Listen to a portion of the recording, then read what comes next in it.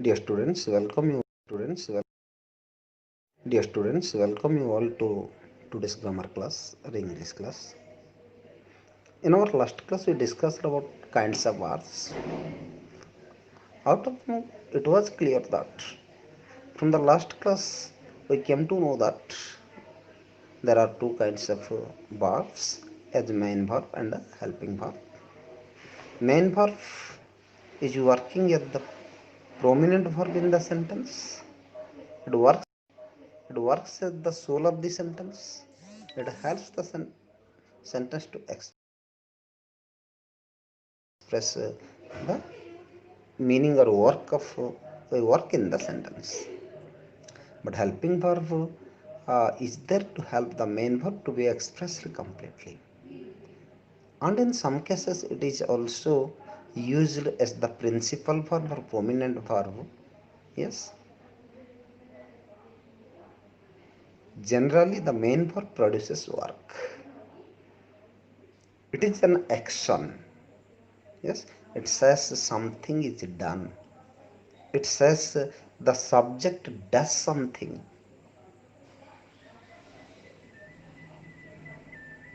But helping verb is there to help the main verb. Main verb सब बेले कौन से काम को बुझे थाए मेन भर्ब सहित सब बेले टेंस वॉइस किंबा स्पीच किंबा मूड सहित प्रत्येक जिनस काम करते तो verb means main verb means जे कौन सी एक्शन रो पोजीशन एक्शन रो सब्जेक्ट सहित रिलेशन एक्शन रो एडजेक्टिव सहित एडवर्ब सहित रिलेशन बाक्य को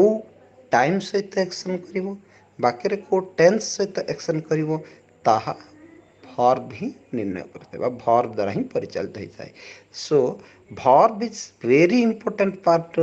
टू लर्न इंग्लिश लैंग्वेज इंग्रेजी भाषाटा शिखिबाको हेले भर्ब निहाती और नितांत जरूरी अटे yes we should know all the sub kinds of verbs suppose आम धरी ना गोटे verb lexical verb main verb भाव आम गोटे वर्ड को धरी ना गो जियो गो कहले जीवा ये सर तो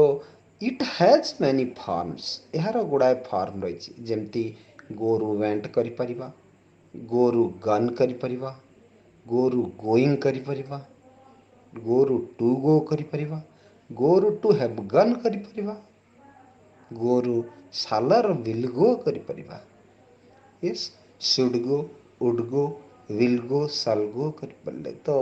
आमे जानले जे the word main verb is always there to coordinate the sentence to express the work ବାକ୍ୟରେ କାର୍ଯ୍ୟକୁ ସମ୍ପୂର୍ଣ୍ଣ ରୂପେ ନିର୍ଣ୍ଣୟ କରିବା ପାଇଁ ବାକ୍ୟରେ କାର୍ଯ୍ୟକୁ ସମ୍ପୂର୍ଣ୍ଣ ରୂପେ ପରିପ୍ରକାଶ କରିବା ପାଇଁ ପ୍ରଥମେ ମେନ୍ ଭର୍ବ ଦରକାର ଆଉ ମେନ୍ ଭର୍ବର ପଛରେ ଗୋଟେ ହେଲ୍ପିଂ ଭର୍ବ ଦରକାର କେବେ ମେନ୍ ଭର୍ବର ପୂର୍ବରୁ ହେଲ୍ପିଂ ପରେ ହେଲ୍ପିଂ ଭର୍ବ ବ୍ୟବହାର ହେବନି ସବୁବେଳେ ହେଲ୍ପିଂ ଭର୍ବ पछरे व्यवहार हो जमती ड्राइवर आगरे रहिले हेल्पर पछपटे रही थाए ठीक सेमती सब बेले हेल्पिंग भर्ब मेन भर्ब पछपटे रही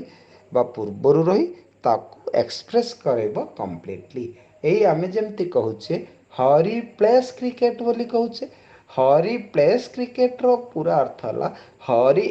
डज प्ले क्रिकेट एठी प्ले मेन भर्ब हेले डजटा ता भितरे रही डज रो एस है किंतु ताकू जो आम कम्प्लीटली लिखा डजटा ता पूर्व को आसीगला Hari does play cricket equal to Hari plays cricket एम जानले जे ता भितर किछि नहीं अर्थ कौन रही हेल्पिंग भर्ब निहाती मेन भर्ब सहित रही ठीक सेमती हरी इज प्लेइंग क्रिकेट बोली आम कहवा तो इज प्लेइंग प्लेइंग शब्दर पूर्वर इज रहा प्ले शब्दटा मेन भर्ब ता पूर्वर इज रहा प्लेइंग है बुझा पड़ा ठीक सेमती Hari has played cricket has played प्लेटा भित्री फॉर्म प्लेटा है मेन भर्ब ता पूर्व हेल्पिंग भर्ब रहा हैज प्लेड बुझा पड़ा पिला माने तेणु आम जानूचे Hari will play cricket will है प्ले रो पूर्व रहा will है हेल्पिंग वर्ब एथिरु आम गोटे जिनस क्लियर हेले जे helping verb is there to help the main verb in each and every condition in each and every situation being before it अर्थ मेन भर्ब रो पूर्वरु जे कोनसी परिस्थिति रे हेल्पिंग भर्ब ता सहित रही निजको प्रकाश कराए if there is no helping verb there is no main verb can't be expressed itself without helping verb बिना हेल्पिंग भर्ब रे मेन भर्ब निजको एक्सप्रेस करि परिबो नै so writing sentence is impossible without taking a main verb in a sentence तेणु without taking a helping verb in a sentence with the main verb तेणु main verb सहित helping verb को नहीं आम वाक्य रे केबे भी गोटे सेंटेंस केबे भी complete sentence complete meaningful sentence तैयारी करि परिबा नाही एठी आमे आहुरी अधिक आलोचना करबा जाय कहि परिबा जे हेल्पिंग वर्ब सब बेले वाक्य रे मेन भर्ब रो पूर्व रोथि किंतु मेन भर्ब सब बेले मुख्य भूमिका कार्य को निर्णय करथु को कार्यटा कर्ता करिवे ताहा निर्णय करथिबो जेमति मो कहली प्ले सेमति हमें ड्रिंक कहि परिबा सेमति हमें राइट कहि परिबा सेमति हमें डांस कहि परिबा सेमति हमें गो कहि परिबा वॉक कहि परिबा रन कहि परिबा राइट कहि परिबा जंप कहि परिबा एगुडा समस्ते गोटे गोटे मेन भर्ब अटंती एमाने वाक्य को मुख्य स्रोत रे परिचालना करती एमाने नथिले वाक्य कोनोसी अर्थ प्रकाश करिवो नै को कामटा होची ताहा जणा पड़िबो नाही एमान को पूर्ण मात्रा रे प्रकाश करिया पय हेल्पिंग भर्ब रो आवश्यकता रही थाए जेमति हमें कहबा राम किल्स ए टाइगर मीन्स राम हला सब्जेक्ट किल्स टा डज प्लस किल हला जदि हमें सही सेंटेंस की कहबा राम किल्ड ए टाइगर तो सेठी डिड किल हे गला डिड टा हेल्पिंग भर्ब और किल रहिला है जदि आम कह did Ram kill a tiger interrogation कले Ram did not kill a tiger है तो ये किल सहित डिड रहा किल सहित डिड नॉट रहा है तेणु एम जानले whatever we do with the sentence both helping verb and main verb are essential जहाँ भी आम कम कले जेकोसी भर्ब सहित हेल्पिंग भर्ब और मेन भर्ब नितांत आवश्यक अटे यहाँ गोटे कथा आउ गोटे कथा आम देखा जे if there is no main verb in some cases helping verb can be the main verb आउरी आम गोटे कथा देखा जे जदि कौन क्षेत्र में मेन भर्ब न थाए हेल्पिंग भर्ब निजे मेन भर्ब रो काम करे at that moment it is called principal verb से मुहूर्त रे आम ताको प्रिंसिपल भर्ब बोली कहू जेमति कहबा ही इज ए टीचर एटी इज ही मेन भर्ब इज ही हेल्पिंग भर्ब हला आई हैव ए कार एटी हैव ही मेन भर्ब हैव ही helping verb yes they are my friends एटी आर ही मेन भर्ब आर ही हेल्पिंग भर्ब এই ক্ষেত্রে তাকে আমি প্রিন্সিপাল ভার্ব বলি কইবা helping verb is used as a principal verb understood ये दुईटा जिनस आम ए लक्ष्य करवा if I ask you how many numbers are there in mathematics can you say it जदि मु तुमको पचारे मैथमेटिक्स रे नंबर बा गणन संख्या केतोटी कहि परिबो कि no never it is quite impossible to say how numbers are there in mathematics like that we can't say how many main verbs are there in English grammar जेमिति मैथमेटिक्स रे गणन संख्या केतोटी आमे कहि परिबा नाही ठीक सेमति इंग्लिश रे नहीं ठीक सेमति इंग्लिश रे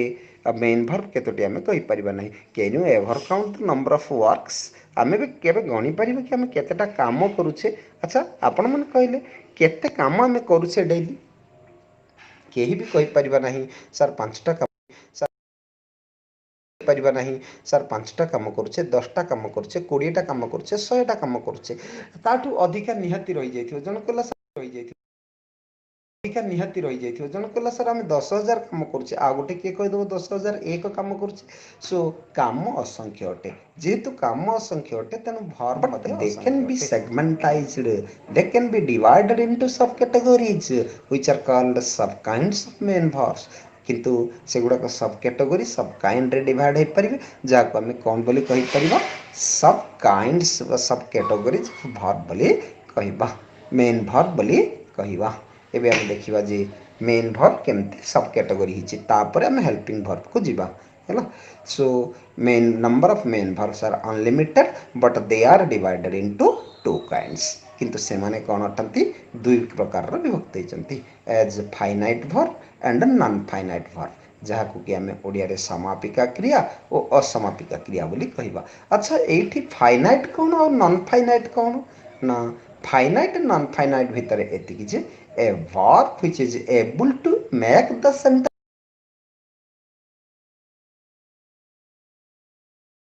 ଏଠି ଆମେ verb which is unable to make the sentence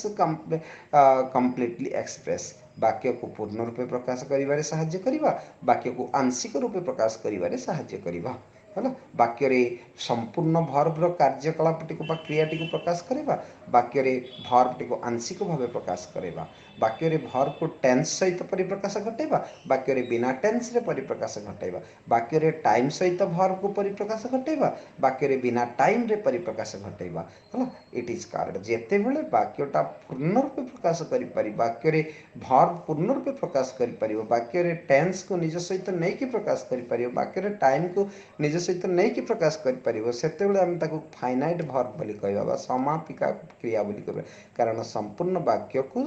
ସମାନ ଭାବେ ପରିପ୍ରକାଶ କରିବାରେ ତାହା ସକ୍ଷମ। ଅସମାପିକା କ୍ରିୟା, ଯିଏକି ବାକ୍ୟକୁ ଆଂଶିକ ଭାବେ ପ୍ରକାଶ କରିବ କିନ୍ତୁ ପୂର୍ଣ୍ଣ ପ୍ରକାଶ କରାଇ ପାରିବ ନାହିଁ। ହେଲା, ଯଦି ଆମେ କହିବା ମୁଁ ଭାତ ଖାଇଲି, I ate rice, I ate rice, ଏ ବାକ୍ୟରେ କ୍ଲିଅରରେ ବୁଝାଇ ଦେଉଛି ଯେ କର୍ତ୍ତା ଖାଇବା ନାମକ ଗୋଟେ କାମଟେ କଲା, କିନ୍ତୁ ମୁଁ କହିବି ଆଇ ଏମ୍ ଟୁ ଇଟ୍, ଏଇଠି ଏମ୍ ଟୁ ଇଟ୍ଟା କିଛି ଅର୍ଥ ପ୍ରକାଶ କରୁନାହିଁ। ହେଲା, ବାକ୍ୟଟା ଅସମ୍ପୂର୍ଣ୍ଣ ରହିଯାଉଛି, ଟେନ୍ସ କିଛି କମ୍ପ୍ଲିଟଲି ଅର୍ଥ ପ୍ରକାଶ କଲା ନାହିଁ। ହେଲା, ତ he to do is there any meaning? ଆମେ କାହାକୁ ଗୋଟେ କହିବା ହି ଟୁ ଡୁ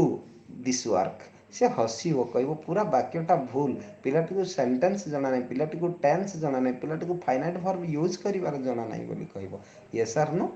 ଦେୟରଫୋର୍ ଆମେ କହିବା ଜଣକୁ ଆଇ ଗୋଇଂ ଟୁ କଲେଜ, ସେ ହସିବ, ପୁରା ଭୁଲ ହେଇଗଲା ବାକ୍ୟ। ଆମେ କହିବା ଜଣକୁ I M going to college, ଏବେ ବାକ୍ୟଟା ଠିକ୍ ହେଲା। ତ ଫାଷ୍ଟଟା କ'ଣ ପାଇଁ ଭୁଲ ହେଲା ଆଉ ସେକେଣ୍ଡଟା କ'ଣ ପାଇଁ ଭୁଲ ହେଲା? ନା ଏଥିପାଇଁ ଭୁଲ ହେଲା ଯେ ଫାଷ୍ଟଟା ହେଉଛି ନନ୍ ଫାଇନାଇଟ୍ ଭର୍ବରେ ବ୍ୟବହାର ହେଇଗଲା ସିଧାସଳଖ, ସେକେଣ୍ଡଟା ଫାଇନାଇଟ୍ ଭର୍ବରେ ବ୍ୟବହାର ହେଲା। ଯେତେବେଳେ ଫାଇନାଇଟ୍ ଆଉ ନନ୍ ଫାଇନାଇଟ୍ ଭର୍ବରେ ଫାଇନାଇଟ୍ ଭର୍ବ ବ୍ୟବହାର କରାଗଲା, ସେତେବେଳେ ଟେନ୍ସ କୋଡ଼ିନେସନ୍ ଆସିଗଲା, ବାକ୍ୟ କମ୍ପ୍ଲିଟ୍ ହେବାରେ ସହଯୋଗ କରିଦେଲା। କିନ୍ତୁ ଯେତେବେଳେ ନନ୍ ଫାଇନାଇଟ୍ ଭର୍ବ ରହିଲା, ସେତେବେଳେ ବାକ୍ୟ କମ୍ପ୍ଲିଟଲି ଫାଇନାଇଟ୍ ଭର୍ବର କଥା ଉଠିଲା ବେଳେ ଆମେ ଜାଣିବା ଯେ ଫାଇନାଇଟ୍ ଭର୍ବ ହେଉଛି ଏମିତି ଏକ ଭର୍ବଟେ ଯାହାକି ବାକ୍ୟରେ ମେନ୍ ଭର୍ବ ବା ମୁଖ୍ୟ କ୍ରିୟା ଭାବେ ବ୍ୟବହାର ହୁଏ, ଯାହାକି ବାକ୍ୟକୁ ସମ୍ପୂର୍ଣ୍ଣ ରୂପେ ପରିଚାଳନା କରିବା ପାଇଁ ଦକ୍ଷ ବା ପ୍ରଥମ ଭର୍ବ ଅଟେ। ହେଲା, ତାପରେ ସେକେଣ୍ଡ ସେ କହୁଛି that is the tense and time coordination. ବାକ୍ୟରେ ଟେନ୍ସ ଆଉ ଟାଇମ୍କୁ କୋଡ଼ିନେସନ୍ କରିବା, ସଂଯୋଜନା କରିବାରେ ଫାଇନାଇଟ୍ ଭର୍ବ ମୁଖ୍ୟ ଭୂମିକା ଗ୍ରହଣ କରିଥାଏ। ହେଲା, କେମିତି ଦେଖ, ସେ କହୁଛି ଯେ ହରି ପ୍ଲେସ୍ କ୍ରିକେଟ୍, ଏବେ ବାକ୍ୟ ଠିକ୍ ଅଛି। ଆମେ ଯଦି ସେଇ କଥାଟିକୁ କହିବା ହରି ପ୍ଲେ କ୍ରିକେଟ୍, ଏବେ ବାକ୍ୟଟା ଭୁଲ ହେଇଗଲା। ହଁ ନା ନାହିଁ? କାରଣ ଟେନ୍ସ କୋଡ଼ିନେସନ୍ ସେ ପ୍ରପରଲି କରିପାରିଲା ନାହିଁ। ଆମେ ଜାଣିଲେ ଯେ ଜଣେ କହିଲା ହରି ପ୍ଲେସ୍ କ୍ରିକେଟ୍, ଆଖି ବୁଝି ଆଉ ଜଣେ କହିଦେବ ଯେ sentence is in present simple because the subject is third person singular, ଏସର E S is used with the main verb. ହଁ ନା ନାହିଁ? ମାତ୍ର ଆମେ ଯଦି କହିବା ହରି ପ୍ଲେ କ୍ରିକେଟ୍, ଶୁଣୁଥିବା ଲୋକଟିର ପାଟି ଚୁପ୍ ହେଇଯିବ। ଯଦି ସେ ଗ୍ରାମାର ଜାଣିଛି, ସେ ବୁଝିଯିବ ଯେ ପିଲାଟା ବାକ୍ୟ ଭୁଲ କହିଲା। କାହିଁକି? ଫାଇନାଇଟ୍ V1 ହେଉଛି ସେ ଇନଫିନେଟିଭ୍, ଇନଫିନେଟିଭ୍ ହେଉଛି ଏକ ନନ୍ ଫାଇନାଇଟ୍ ଭର୍ବ ପାର୍ଟିକଲ୍ ଅଟେ। ତ ସେ କହିଲା ହରି ପ୍ଲେ କ୍ରିକେଟ୍, ତ ଏଇଠି କୌଣସି ଫାଇନାଇଟ୍ ଭର୍ବ ରହିଲାନି, ପ୍ଲେଟା ଏଇଠି ନନ୍ ଫାଇନାଇଟ୍ ଭର୍ବ ହେଇକି ରହିଲା। କାରଣ ହରି ଥାର୍ଡ଼ ପର୍ସନ୍ ସିଙ୍ଗୁଲାର, ତା ସହିତ ଏସ୍ ଲାଗିଲେ ହିଁ ଇଏ ଫାଇନାଇଟ୍ ହେବ। ଖାଲି ଭର୍ବଟା ଲାଗିଯିବାରୁ ଏଇଟା କ'ଣ ହେଇ ପଡ଼ିଲା ନା ଇନଫିନେଟିଭ୍ ହେଇ ପଡ଼ିଲା, ବେର୍ ଇନଫିନେଟିଭ୍ ହେଇ ପଡ଼ିଲା, ବାକ୍ୟ ଇନକମ୍ପ୍ଲିଟ୍ ହେଇଗଲା ଆଉ ଗ୍ରାମାଟିକାଲ ସେନ୍ସରୁ ପୁରାପୁରି ଭୁଲ ହେଇଗଲା। ଏଥିରୁ ଆମେ ଜାଣିପାରୁଛେ ଯେ କେବେ ବି ଫାଇନାଇଟ୍ ଭର୍ବ ନଥାଇ ନନ୍ ଫାଇନାଇଟ୍ ଭର୍ବରେ ସେଣ୍ଟେନ୍ସ ତିଆରି କରାଯାଇପାରିବ ନାହିଁ। ବୁଝା ପଡ଼ିଲା? ତେଣୁକରି ଏହା ଟେନ୍ସ ଆଉ ଟାଇମ୍କୁ ସମ୍ପୂର୍ଣ୍ଣ ରୂପେ ନିଜ ନିୟନ୍ତ୍ରଣରେ ରଖି ପରିଚାଳନା କରିଥାଏ। ଏବଂ ଏହା ହେଲା ଯେ ବାକ୍ୟରେ ଆସିଥିବା ଭର୍ବ ଅର୍ଡ଼ରର ଫାଷ୍ଟ ଭର୍ବ ସବୁବେଳେ finite and the rest of the verbs are non finite. ଗୋଟିଏ ବାକ୍ୟରେ ଯଦି ଏକାଧିକ ଭର୍ବ ଆସିଛି, ସେ ହେଲ୍ପିଂ ଭର୍ବ ହଉ କି ମେନ୍ ଭର୍ବ ହଉ କି ପ୍ରାଇମେରୀ ହଉ କି ମଡ଼ାଲ ହଉ, the first verb is finite verb and rest of the verbs are non finite verb. ପ୍ରଥମ ଭର୍ବ ହିଁ ସମାପିକା କ୍ରିୟା ଅଟେ, ଆଉ ଯେତେ ଭର୍ବ ରହିଲା ସମସ୍ତେ ଅସମାପିକା ବା ନନ୍ ଫାଇନାଇଟ୍ ଅଟନ୍ତି। For example, he has been playing cricket. ଆଚ୍ଛା ପିଲାମାନେ, ଏଠି ଆସିଲା ହି ହ୍ୟାଜ୍ ବିନ୍ ପ୍ଲେଇଂ ଆସିଲା, ହ୍ୟାଜ୍ ଗୋଟେ ଭର୍ବ, ବିନ୍ ଗୋଟେ ଭର୍ବ, ପ୍ଲେଇଂ ଗୋଟେ ଭର୍ବ। तीनटा वर्ब रहा एठू आमे भी देखिबा जे किए फाइनाइट किए नॉन फाइनाइट एठी हैजटा ही फाइनाइट वर्ब एठी been non finite verb playing non finite verb जेमती आसीबो he will have been playing cricket एठी विल डा ही finite verb have non finite verb been finite verb a non-finite verb playing non-finite verb. So one thing is clear that the first verb in the verb order is finite and the rest of the verbs are non-finite. बुझिला ଏବେ तापर कहूँ that makes the main verb express completely and make the sentence a sentence वाक्य को वाक्य बोली जनइबा पई वाक्य रे मुख्य वर्ब रो पर्पज को क्लियर करिया पई है ना जो फॉर्म व्यवहार करा जाए ताको फाइनाइट वर्ब को आ जाय थाए कारण गोटे नॉन फाइनाइट वर्ब वाक्य रो मेन पर्पज को केबे क्लियर करि परिबो नाही जेंति म तुमको गोटे वाक्य ओडिया रे कहूची मु खाई करी बाजार को गली एही वाक्यटारे आमे देखिबा मेन वर्ब फाइनाइट वर्ब की खाई करी फाइनाइट वर्ब ना बाजार को गली फाइनाइट वर्ब कहिबा देखि निश्चित रूपे गली फाइनाइट वर्ब अटे खाई करी एटा वाक्य रे आंशिक भावे अर्थ प्रकाश करछि आको जदि हमें इंग्लिश को सेंटेंस टी कन्वर्ट करिबा eating rice I went to eating rice I went to market खाई करी मु बाजार को गली अब भात खाई करी मु बाजार को गली अच्छा eating टा verb plus ing हैला I went to school go रो फॉर्म चेंज कला went तार निजस्व रूप रही अछि हैला फॉर्म्स कहले रूप फाइनाइट वर्ब रो सब बळे रूप रही थाए जेमति go रू went हला go रू went हला go रू gone हला go रू going हला तो finite verb can be changed it's form but non finite verb can't बुझा पड़ला देखिबा तो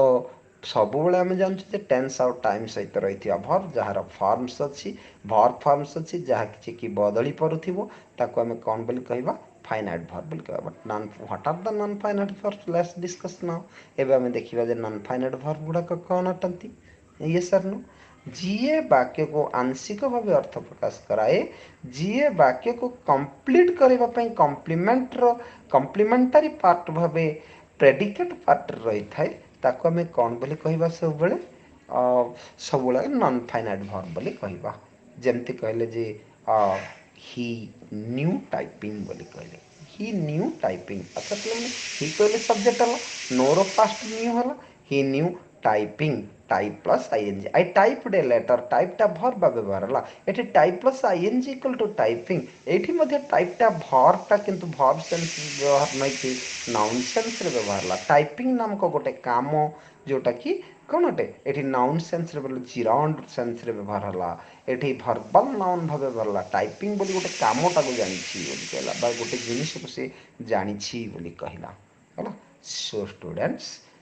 आमे आहुरी कहि परिबा जे I want to do this बोली कहबा अच्छा पिला माने एठी वांट हला टू डू हला दीटा वर्ब रहला वांट गोटे टू डू गोटे मु ए कामटा करिबा को चाहे हला चाहेटा हला एठी मेन वर्ब बा फाइनाइट वर्ब करिबा को हला नॉन फाइनाइट वर्ब बुझा पड़ला ही शुड गो देयर एठी शुड टा हला फाइनाइट वर्ब गो टा हला नॉन फाइनाइट वर्ब एथिरो हमें जानि परछे सो जदि आम देखा आउ गोटे सेंटेंस कहि सीइंग इज बिलीविंग अच्छा पिला माने एठी आसला C S E C plus I N G seeing I S is है B L I V I N G believing एठी आम खाली तीनटा वर्ब ही पाइले सीइंग इज बिलीविंग जहाँ देखु ताहा विश्वसनीय बोली कहला ए वाक्य रे see plus I N G equal to seeing yes और नो इज हला गोटे verb believe plus I N G गोटे तीन टा वर्ब रे वाक्यटा सेंटेंस तैयारी एठी जमारू कोनोसी नाउन नाही ये sir no but in the grammatical sense there are two nouns किंतु ग्रामेटिकल दृष्टि देखियो बोले वाक्य रे दुईटा नाउन अछि कौन नाउन अछि ना दुईटी वर्बल नाउन अछि see plus I N G seeing verbal noun used as a subject of the sentence believe plus I N G believing is another verbal noun used as complement of the sentence and is only finite verb in the given sentence all of you clear आमे जब कहबा to err is human बोली कहबा to err e r r r कहले भूल करबा to एर भूल କରିବାକୁ एबे कार्य संपूर्ण ना असंपूर्ण कार्य संपूर्ण अटे हला टू एर इज ह्यूमैनिटी एठी मेन वर्ब बा फाइनाइट वर्ब किए इज होची फाइनाइट वर्ब बा समापिका क्रिया से कहूची जे भूल करिबा मनीष मात्र के भूल करंती भूल करिबा मनीष मानक काम अटे बोली कहूची अच्छा इज र अर्थ अछि बा अटे भूल करिबाकू टू एर बोली बुझेला एथिपाई टू एर टा कौन अटे नॉन फाइनाइट वर्ब अटे हला आउ इजटा फाइनाइट वर्ब अटे एबे साधारण आइडिया आम भितर आसी जाइथिबा आमे बुझी पारुथिबा जे फाइनाइट वर्ब कौन नॉन फाइनाइट वर्ब कौन जो वर्ब कंप्लीटली टेंस को जो वर्ब कंप्लीटली टाइम को जो वर्ब निजस्व फॉर्म व्यवहार कर परला जो वर्ब वाक्य रे प्रथम रे आसी परला जहा वाक्य रे मुख्य वर्ब व्यवहार परला ताहा फाइनाइट वर्ब अटे and rest of the verb which are able to express the sentence